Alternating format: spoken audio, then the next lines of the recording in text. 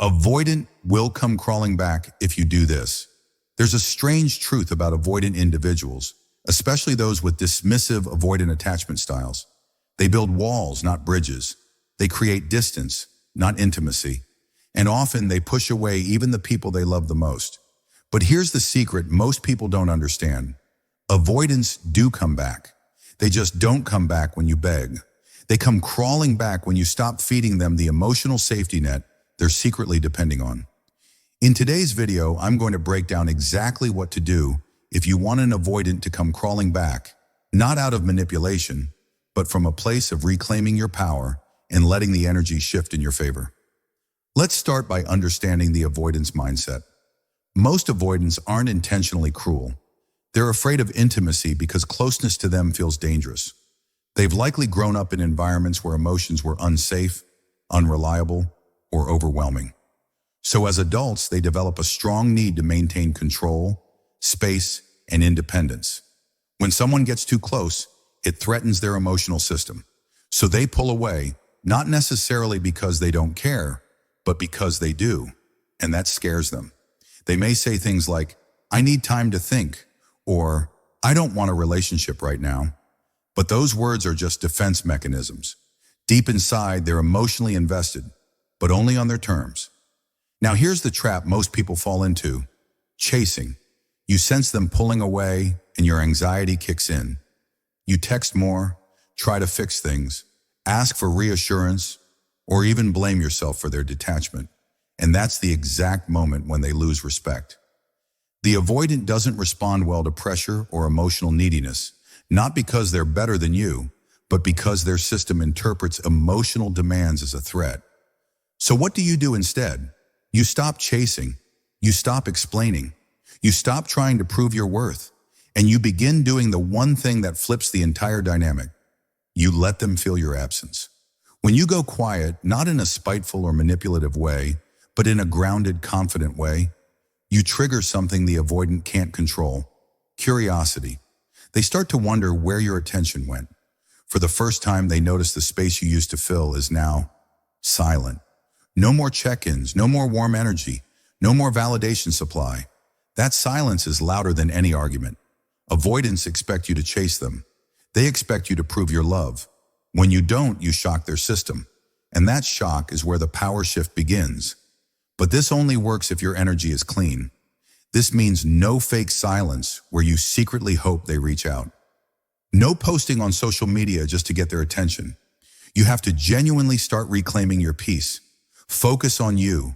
Build your life. Reconnect with your hobbies. Strengthen your identity outside the relationship. Because if they do come back, and they often do, they're going to come back to a version of you that's not waiting, but thriving. And that's attractive on a deep psychological level, even for someone avoidant. Here's something else you need to understand. Avoidants often come back when they feel like they've lost control of the narrative. They're used to being in charge of the distance. They push and you come closer. They withdraw and you reach. That loop gives them a feeling of power. But when you stop playing that game, when you step back and let them feel the emotional emptiness they created, they start to panic. It's subtle at first. Maybe they watch your stories, or like an old post. Maybe they send a casual, "Hey, how have you been?" on message. Don't be fooled. That's not just small talk. That's their way of checking if the door is still open. The key here is patience. Don't jump the gun. Don't immediately respond with open arms and old patterns. Let them come to you fully. Let them show real effort. Because anyone can send a breadcrumb, but only someone who truly values you will walk the full distance. And guess what? The more grounded and emotionally secure you become, the more they'll have to rise to meet you.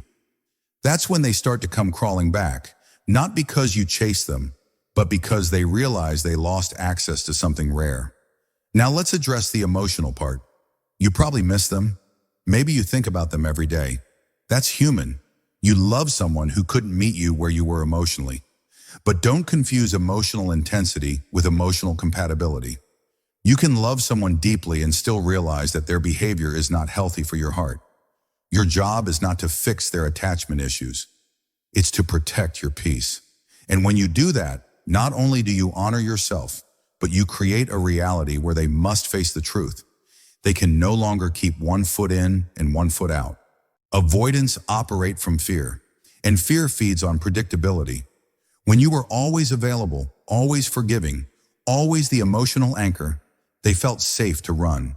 But when you remove that anchor, when you detach with love, when you start living instead of waiting, they start feeling what they were trying to avoid: vulnerability. And in that vulnerable space, they often come face to face with a feeling they've been running from their entire lives: loss. Let me be clear. This isn't about revenge. This isn't about manipulation. This is about healing your own attachment wounds and refusing to abandon yourself just to keep someone else comfortable. Ironically, the more you prioritize your emotional needs, the more the avoidant person is drawn back to your energy. Because now, you're not just their emotional crutch. You're a mystery again. You're magnetic. You've stopped being predictable and started being powerful. So what should you actually do when they do reach out? You take your time. You don't rush to reestablish the connection. You ask yourself, have they shown real change, or are they just seeking comfort again? You observe their behavior. Are they emotionally present, or are they breadcrumbing? Are they asking about your feelings, or just trying to re-enter on their terms? Remember, the goal is not just to get them back. It's to build a relationship that's healthy, stable, and emotionally safe. If they're not willing to meet you in that space, it's okay to let the door stay closed.